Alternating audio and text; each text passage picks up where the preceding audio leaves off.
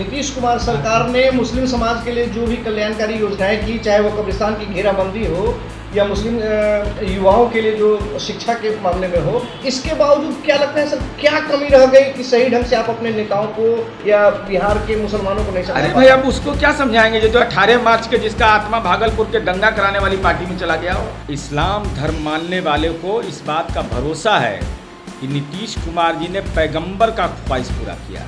सरकार घेराबंदी करवाई, अल्पसंख्यक कल्याण छात्रावास बनना चाहिए तब वो नहीं बना, हॉस्पिटल बनना चाहिए तब वो नहीं बना। नमस्कार, आप देख रहे केबीसी न्यूज़, मैं हूं अमलेश आनंद। देखिए, वक्फ संशोधन बिल को लेकर के तमाम अटकलें लगी हुई थी और लोकसभा और राज्यसभा दोनों से पारित हो गया है। अब वक्फ संशोधन बिल पर से पर्दा हट गया है, लेकिन इसका खामियाजा कह लें या जो भी कह लें, ये जनता दल यूनाइटेड को भुगतना पड़ रहा है। खामियाजे की बात ये है कि जो मुस्लिम कुछ ऐसे नेता हैं वो त्यागपत्र दे रहे हैं जनता दल यूनाइटेड से, और जनता दल यूनाइटेड से नाराज़ होकर के वो त्यागपत्र दे रहे हैं, जबकि जनता दल यूनाइटेड के प्रवक्ता नीरज कुमार ने कहा है कि इस पर त्यागपत्र देने की बात ही नहीं होनी चाहिए, चूँकि वक्फ संशोधन बिल जो है वो मुसलमानों के हित में है। क्या कुछ कह रहे हैं नीरज कुमार, जरा आप सुनिए। इस्लाम धर्म मानने वाले को इस बात का भरोसा है कि नीतीश कुमार जी ने पैगंबर का ख्वाहिश पूरा किया, मोहम्मद साहब का ख्वाहिश हमने पूरा किया, शराबबंदी लागू करके रूह को सुकून दिया, कब्रिस्तान की घेराबंदी करके, और दूसरी तरफ तथाकथित सेकुलर लोग बनने का दावा करने वाले भागलपुर के दंगे के कातिल के जो थे, गुनाहगार थे, उसके साथ राजनीति की अटखेलियाँ खेली। वैसे लोग हैं जो हिंदू का भी ज़मीन दान में ले लेते हैं, मुसलमान का भी बख्शिश करा लेते हैं। वैसे लोग जिन लोगों ने गुनाह किया कि वक्फ की संपत्ति कानून के विपरीत लीज हो रहा था, लेकिन सत्ता में बैठ करके अपने सहयोगियों को भी उसका लाभ दे रहे थे, वैसे लोग हमारे नीयत पर सवाल खड़ा करेंगे। और कौन हमारी पार्टी छोड़कर चले गए? इस ढंग की बातें करना, जो जनाब अब्दुल बारी सिद्दीकी का अपमान किया हो, मैं तो कहता हूँ, ऑन रिकॉर्ड बोल रहा हूँ, 5वां नंबर पर गांधी मैदान में शपथ करवाते हैं आप। राबड़ी देवी जी से भी जूनियर हो गए।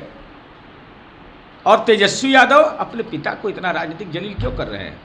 ठीक है, बीमार हैं, लेकिन बेचारा आउटसोर्सिंग से आज भी ट्वीट कर दिया आईसीयू से। ये मामूली आदमी हैं, करेजा कितना मजबूत हैं कि आईसीयू से भी ट्वीट हो रहा है।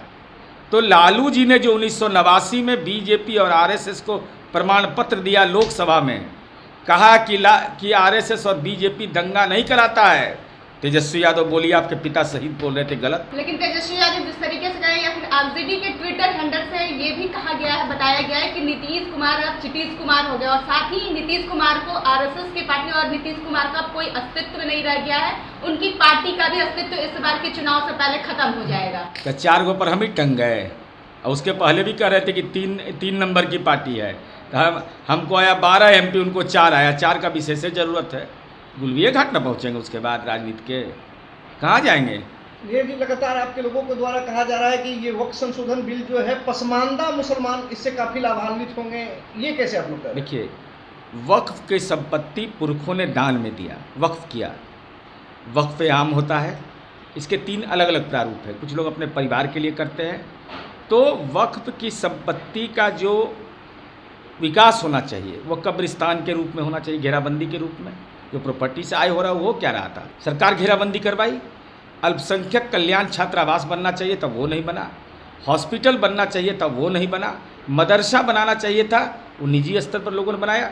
वक्फ बोर्ड को ये सारे काम करने चाहिए थे। और इससे किसको फ़ायदा मिलेगा? जो यतीम बच्चे हैं, गरीब बच्चे हैं, वो गरीबी पसमंदा में ज़्यादा है, इसको कोई इनकार नहीं कर सकता। यह कोई दावा नहीं कर सकता है। किसी मुसलमान भाई से पूछिएगा, क्या आप सहमत हैं कि क्या जो भी संपत्ति वक्फ की है उसका 100% सदुपयोग हो रहा था और उसका 100% आमदनी यतीम में खर्च हो रहा था? जरा है तो कोई बात नाम आगे आके बताएं।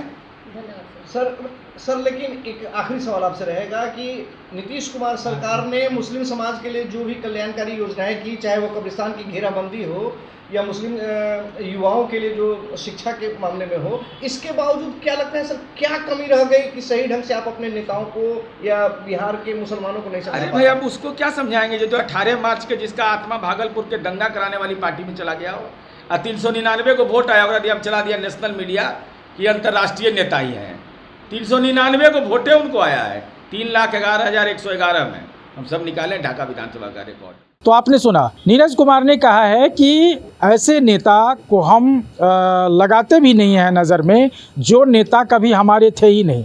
हम कैसे मान लें कि ये 4-5 लोग जो गए हुए हैं वो कभी कांग्रेस के रैली में जुटे रहते हैं, तो हम कैसे माने कब आए और कब गए। इन तमाम चीज़ों को लेकर के वक्फ संशोधन बिल जो है इसमें अब सभी राजनीतिक पार्टी में मुस्लिम जितने भी नेता हैं जो सत्ता दल में हैं वो तो कुछ लोग चुप हैं, लेकिन विपक्ष वाले लोग सरकार पर लगातार हमला कर रहे हैं। अमलेश आनंद, केबीसी न्यूज़, पटना।